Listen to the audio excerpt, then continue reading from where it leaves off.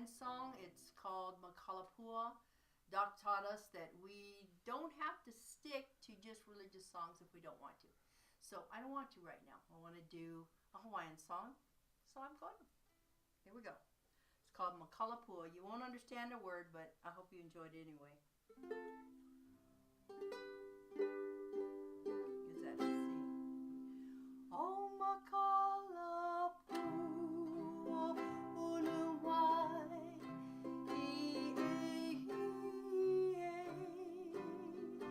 o kaleo, kamakaeha, no kamakaeha, nale nalia bahine, no bahine ki, ne pua.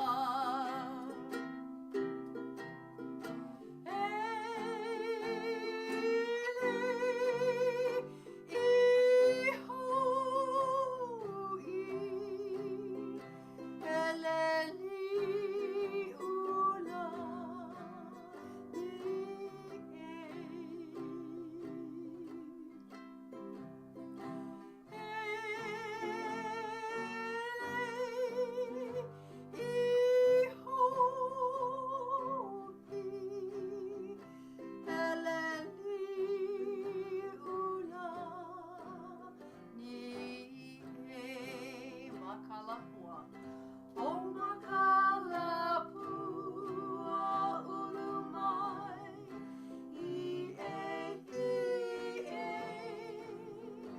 o kaleo, kamakaeha, no kamakaeha, nale nalia bahine, no bahine ki, ene pua.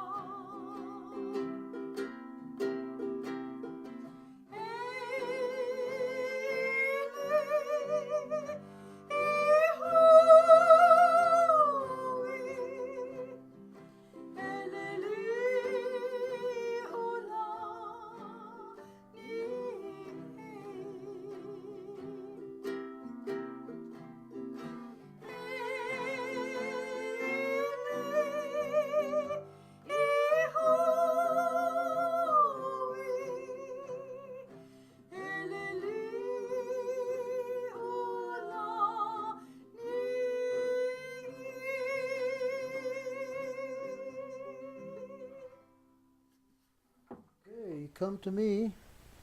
Thank you. That was beautiful. It was a nice change up. I think it went well. I want to say greetings to everybody that's out there, everybody that's in here, and everybody that's out there across the land. Greetings from the children of the Free Church Ministry. If you're watching us on our site, you're watching on childrenofthefree.com. If you're watching on an archive, shame on you. That'll be on same site or on YouTube or Facebook. We gather here live every Sunday evening at 8 o'clock Mountain Standard Time. Try to be there live always, and make sure to get your messages to me. It's important that I see the response to the teaching. And I'm going to read you a message here, in case you don't know what we're talking about. It says, "Hi, here's my offering." That's the proper way to start a message. "Here's my offering. Thanks for all your teaching. You say that we, your flock, help hold up your arms, but I say you hold up mine. Every day, before I get up and before I go to sleep, I lay in bed and thank the Lord for you, my teacher, and for the wonderful life He has given me and will continue to give me. I am learning more and more from you each Sunday. You have enriched my life so much with all I have learned through God Almighty. I'm truly blessed. Love to the family." Well, we love you too. I want to tell a story tonight, a true story. And this, what I'm going to be telling you tonight, is primarily for our congregation and faith family in North Carolina and in Pennsylvania, who relatively recently rejoined us. You need to hear this. And also, those who were here, you'll understand what I mean by that, know the story. So this is for those who haven't heard it, and for future faithers that tune in, we tell it tonight. The address of the Ohana River Ranch, where we broadcast from, where the chapel and the parsonage are located, is on the banks, literally, of a large rural river. And the street address here is 454.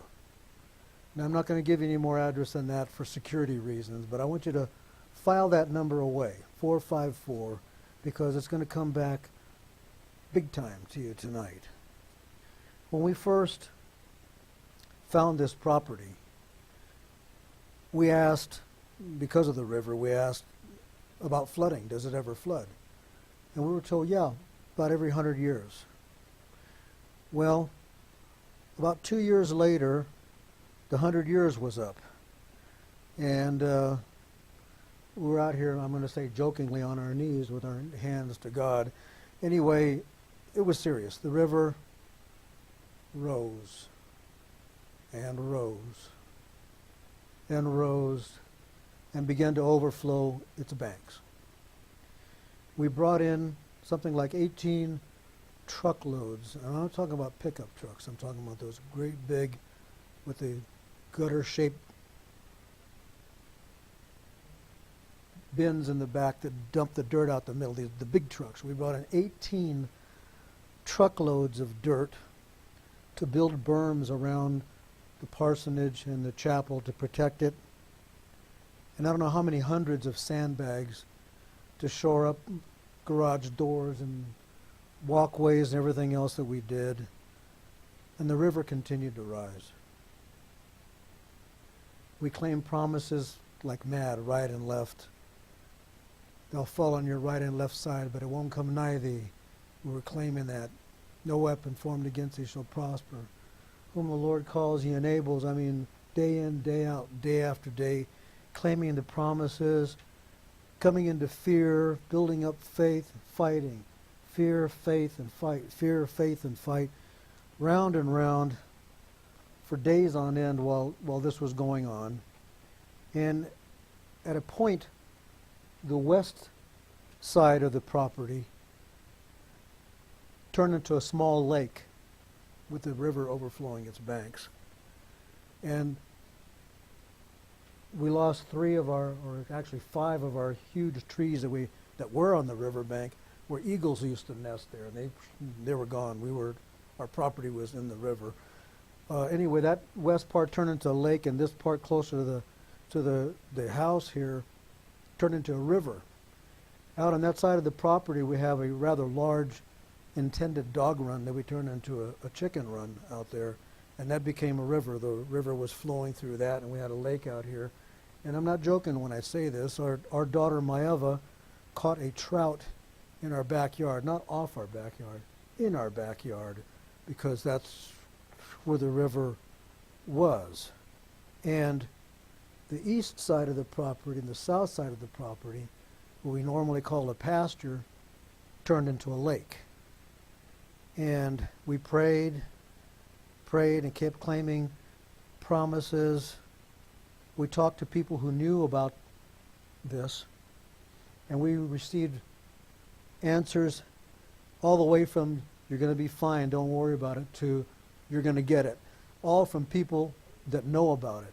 Neighbors around us moved out temporarily. This was serious business. We had trucks parked there right in our yard, ready to throw boxes into and leave. We had been developing plans to park our vehicles down by the highway and come back and forth by boat, either by canoe or skiff, back and forth to the property. This was serious business. Under, I would like to think, inspiration, came to my mind the teaching from Genesis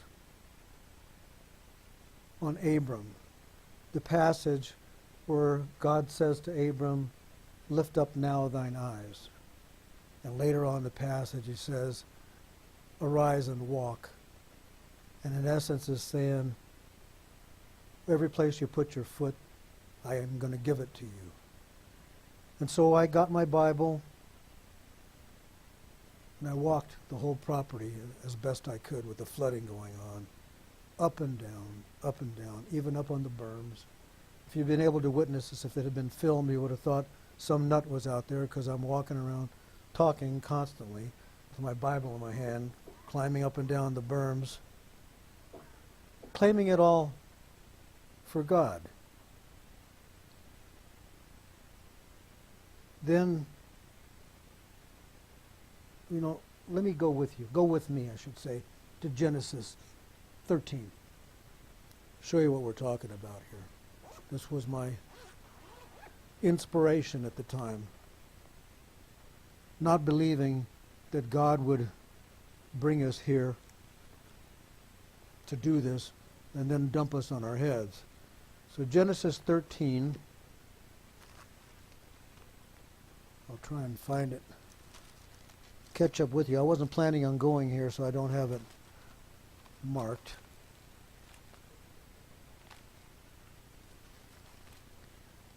(16, 14).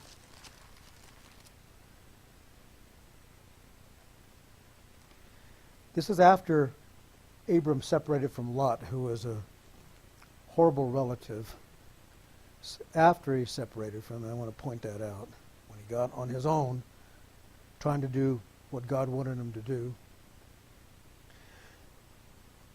Verse 12, Abram, he hadn't changed to Abraham. And Abram dwelled in the land of Canaan, and Lot dwelled in the cities of the plain, and pitched his tent toward Sodom. The men of Sodom were wicked and sinners before the Lord exceedingly. And then verse 14 is where it actually starts. And the Lord said unto Abram, after that Lot was separated from him, lift up now thine eyes, and look from the place where thou art. And remember, put flesh and blood on this. Here we are, flood going on out here around us, surrounding us. Lift up now thine eyes, and look from the place where thou art, northward and southward and eastward and westward, for all the land which thou seest, to thee will I give it, and to thy seed forever. Now, just in a side note here, I want to tell you, in the book of Galatians, I believe it says, when you're acting in faith, you become Abraham's family and his seed and are heir to the promises. This is what he's talking about, this amongst many others.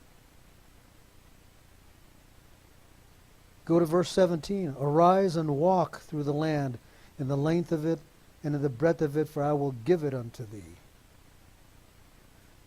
That's what Abram did. That's what I did during that crisis out here. And later on in that same day, I felt a need to have faith in the room where I was. And this happens from time to time. When that happens, what usually is done, it used to be different. The old-timers will remember, Doc used to broadcast 24/7, so you just turn the radio on or turn your satellite on or whatever and get his voice and the teaching in the room. And the reason for this, the reason I feel the need for this, there's a spiritual truism here that you need to know about, and that is that evil cannot fully exist, full-orbed, or full-blown, or fully developed in the presence of faith. It's an actual force, like magnet opposites opposing each other. So you put faith in the room, evil can't be there so strongly or sometimes at all. So this is what we do, and I thought to myself, I'm going to get one of my CDs or one of Doc's CDs and put it on in the area so we can get faith in the room. The archives that I have, and I have a bunch of CDs of mine, my teaching, a bunch of CDs of Doc's teaching, are in locked fireproof boxes. So I went in and opened one. I just reached in and grabbed the CD out. and went to my CD player, plugged it in, turned it on. Out booms Dr. Scott's voice. You ready for this? Saying, "Arise and walk." Saying, "Lift up now thine eyes." And obviously caught my attention. That's what was going on. That's what we were claiming. That's what I was doing. And here it is. Now, I took that and still take that to be God's stamp of approval on what we're doing and what I'm doing. You think it's a coincidence? Lift up now thine eyes, arise and walk in the situation. And that's the CD that I arbitrarily, in quotes, and in big quotes, coincidentally picked out of the stack and put on. Same message. I don't think it was coincidence. But let's say for the sake of argument, it was a coincidence. Well, listen to this. Now it's going to get personal. You ever heard that saying before? Now it's getting personal. Now it's going to get personal because I looked at the CD. And Dr. Scott numbered his messages.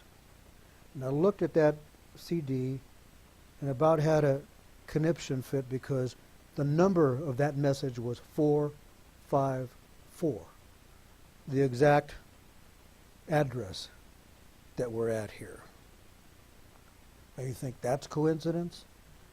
And the message that was on there, the message on Abram, lift up now thine eyes, was laid down 30 years ago, 30 years before the event of the flooding. Talk about God being on the corner before we are. Same message that was impressed on me to claim and go out and act on. God's confirmation came out, playing it on the CD. The number of the message, I got to keep telling you, was 454. That's our address, 454. Now, do a little mathematics on this. Check it out. 4 is a number that means covering the whole earth, right? 5 is a number of grace. 4 again, number covering the whole earth. If you combine those numbers, it adds up to 13. You combine that, it adds up to 4, covering the whole earth. So I would like to claim that we're going to be able to cover the whole earth. Now, God saved us from that flood. He's a saving God. He's an all-knowing God. 30 years before the event, that message was laid down to somehow coincidentally come up and say, guys, you're doing it right and you're in the right place. He's a merciful God. He didn't let us get swept away in the flood. And he's a giving God. He gave his son to die for us. Put flesh and blood on that. Anybody who has children, sons, daughters, he gave his son to die for us. And his son Jesus,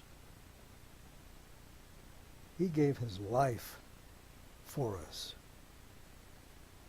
in sacrifice and obedience to the Father.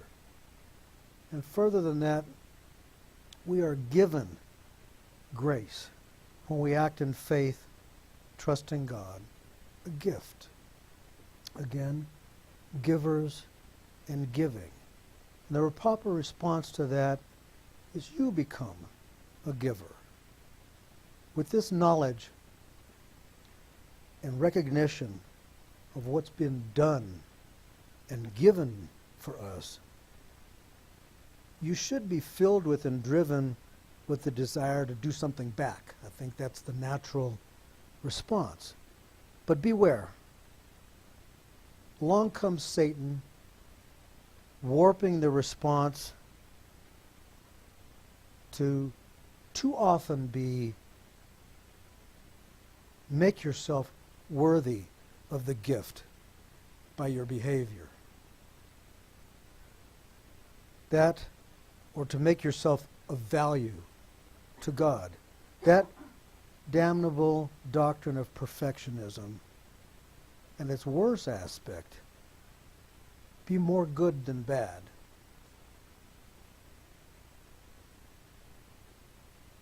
Or the most subtly evil, try to be good or more good than bad, or to stop sinning. It's just a little 3-letter word, try. You should at least try. Why don't you try? It won't fly. God's standard is perfection. Like the song says, nothing less will do. There is no St. Peter at the gate. There is no scale, sorry, that's going to be weighing your good and bad. Again, sorry. You're in for your faith, or you're out for your disfaith. Period. And God doesn't want you to be like him. He wants you to trust him. That's what he's looking for. Now, talking of the proper response to all this, and to him, and to what he's done, giving, Jesus himself puts giving on par, the same level with the gospel. What? What? Most of the time when you start talking about giving, people say, now you're starting to meddle. Well, Jesus put it on par with the gospel. The Alabaster Box. I'm going to want you to go with me to Luke and to John and to Matthew to get the full impact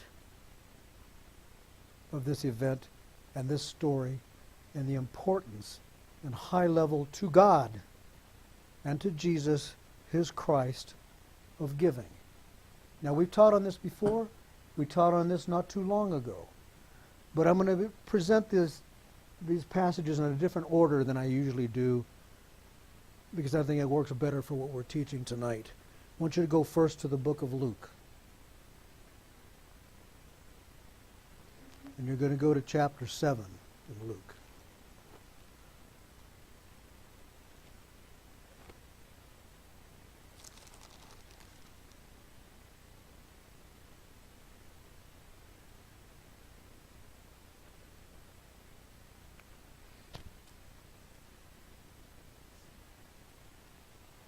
We're going to start in verse 36. Everybody with me? Raise your hand if you're there. Okay. Luke, New Testament. Chapter 7, verse 36. One of the Pharisees desired him, Jesus, that he would eat with him. And he went unto the Pharisee's house and sat down to meat. They went to have supper. And behold, a woman in the city, which was a sinner. There's a point here. All are sinners.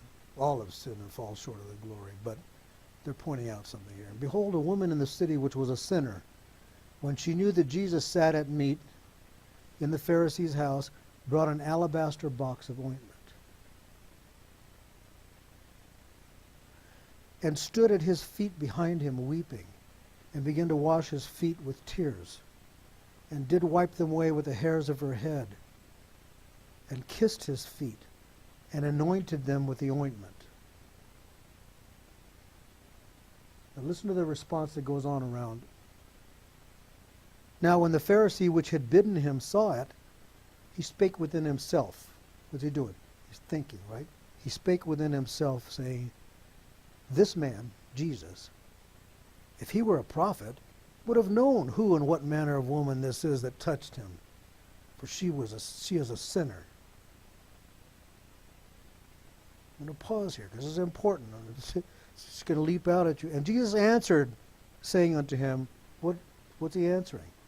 The guy's thinking this in his mind. Jesus is reading his mind. Go back to 39. Now when the Pharisee which had bidden him saw it, he spake within himself. And then verse 40, Jesus answering said unto him, Simon, I have somewhat to say unto thee. And he saith, Master, say on. He gives a little parable here. There was a certain creditor who had two debtors. The one owed 500 pence and the other 50. And when he had nothing to pay, he frankly forgave them both. They had nothing to pay. He forgave them both. Tell me, therefore, which one of them will love him most? Simon, this Pharisee that was thinking those thoughts, answered and said, I suppose that he, to whom he forgave most. And he, Jesus, said unto him, Thou hast rightly judged. And he turned to the woman and said unto Simon, Seest thou this woman? I entered into thine house, thou gavest me no water for my feet. But she hath washed my feet with tears, and wiped them with the hairs of her head. Thou gavest me no kiss, but this woman since the time I came in hath not ceased to kiss my feet. My head with oil thou didst not anoint, but this woman hath anointed my feet with ointment. Wherefore I say unto thee, her sins, which are many, are forgiven. For she loved much. But to whom little is given, the same loveth little. And he said to her, Thy sins are forgiven. Jump to the 50th verse here. And he, Jesus, said to the woman, Thy faith hath saved thee. Go in peace.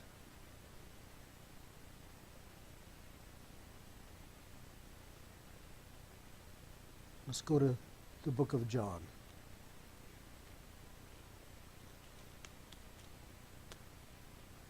John is in the four so-called Gospels, although he's not part of the Synoptic Gospels. Those three say everything, they say the same thing. The Gospel of John says things differently, but we're going to go there tonight because he's going to point out a couple of things that are important for you to know on this event that we're talking about. Chapter 12 in the book of John, if you're not there already, if I didn't say it. Chapter 12. Same event, different description. Verse 1. Then Jesus, 6 days before the Passover, came to Bethany, where Lazarus was, which had been dead, whom he raised from the dead. Yes, that same Lazarus. There they made him supper, and Martha served him.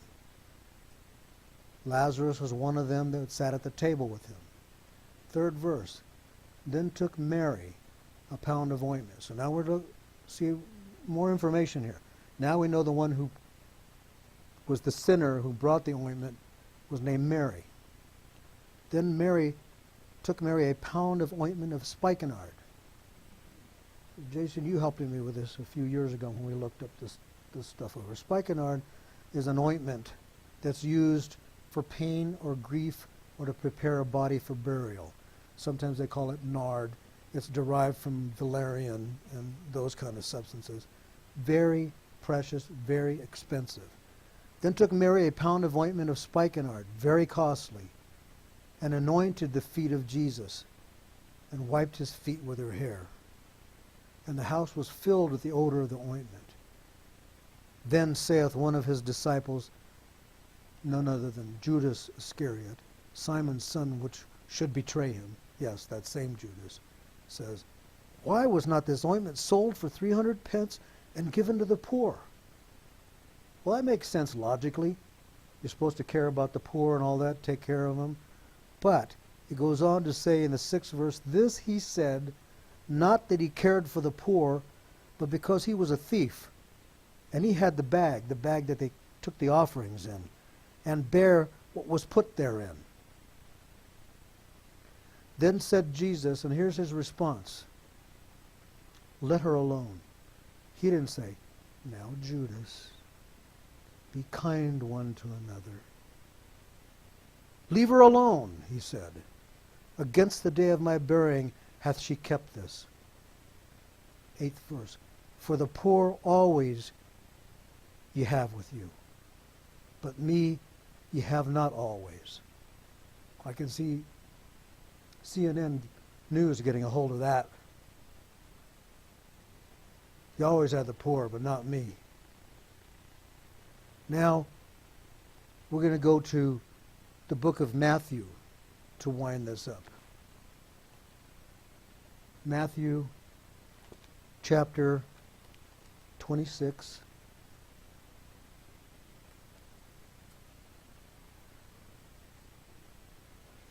We're going to start in verse 6. Same event, different reporter.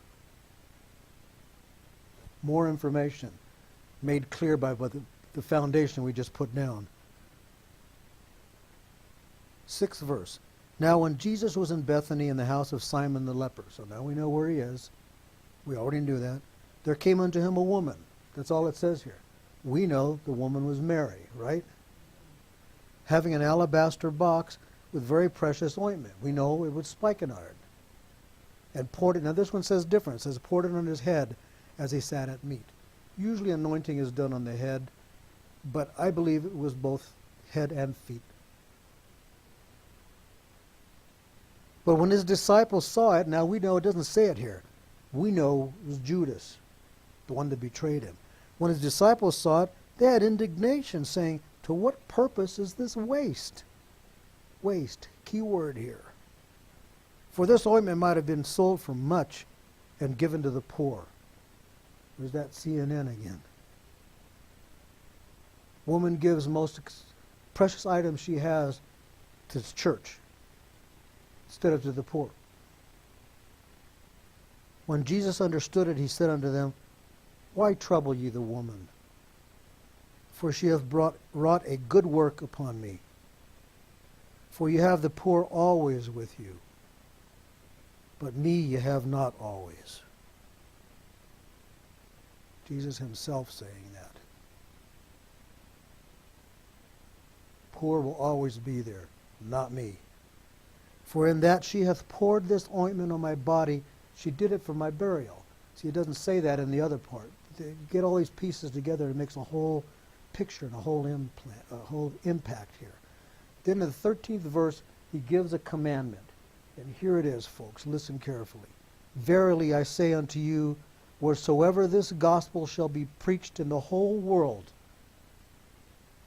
the gospel, the good news, that God made another way for us to gain eternal life that we can do. You trust him and act in faith, and it's a gift of his grace, a gift that he gives us. That gospel, high cotton, highest of cotton.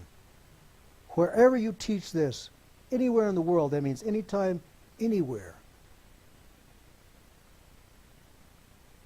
there shall also this that this woman hath done be told for a memorial of her. And what did she do?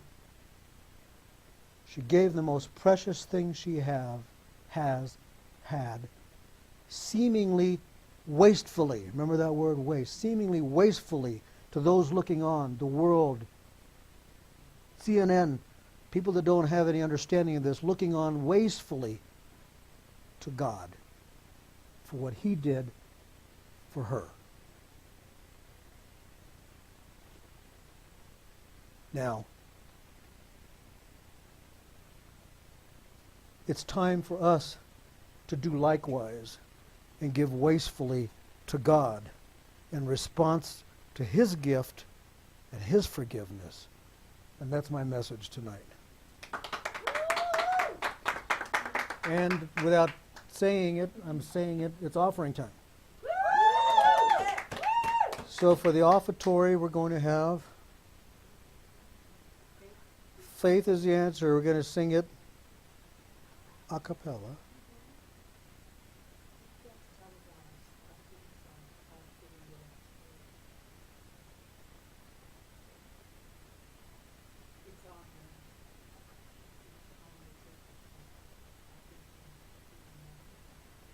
Oh, yes, thank you. I'm sorry, folks. I'm being reminded that on that CD, I've been told words tape, but it's a CD, and I would have clicked on it. A CD that Doc had, the song that was being played on that was our theme, has become our theme song, is that Keep On Walking in Faith, which you're going to hear tonight. But that was on that message 454.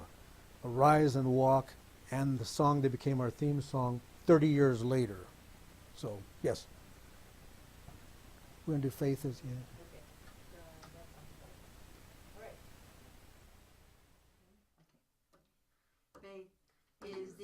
answer we've all been looking for. Sin kept us outside, and now faith unlocks the door. Jesus provided performance we can't match. Grace freely given, but here's the only catch: you got to have faith. The standard is perfection, nothing less will do. You know you can't live it. Hey, I'm telling you, the answer is simple. The price is fully paid. You cannot find a back door. The way's already made. You gotta have faith. So work real hard to do your best. Your righteousness won't stand the test. When judgment fire starts burning through, remember what this song told you. Faith. You gotta have faith. And that's the truth. Now, God's on the move. You may have noticed, and you will be noticing, changes in the equipment and the production and the personnel and the cast members over the days and weeks and months ahead. It's God, not us. And we have to trust. We either believe that He knows what He's doing or we don't. We either believe that God's in control or we don't. And we do on both of those points. So keep on tuning in. Get your messages to me. We're going to sing our closing song now, which is Keep On Walking in Faith.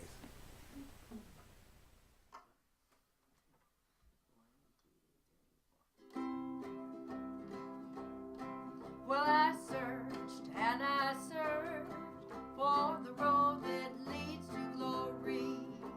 I wondered if I'd ever find my way.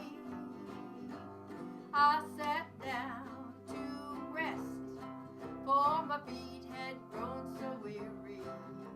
But then I heard a voice within me say, you've got to keep on walking, keep right on walking, walking in the light of the Lord.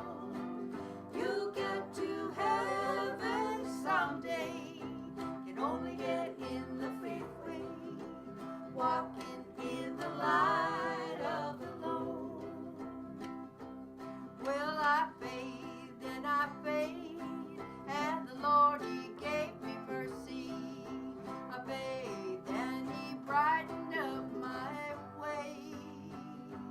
I was so dismayed, for the road it seemed so lonely. But then I heard a voice within me say, you've got to keep on walking, keep right on walking, walking in the light of the Lord. You'll get to heaven someday, can only get in the faith way, walking in the light of the Lord. You've got to keep on walking, keep right on walking, walking in the light of the Lord. You'll get to heaven someday, can only get in the faith way, walking in the light of the Lord. Walking in the light of the Lord. Walking in the light.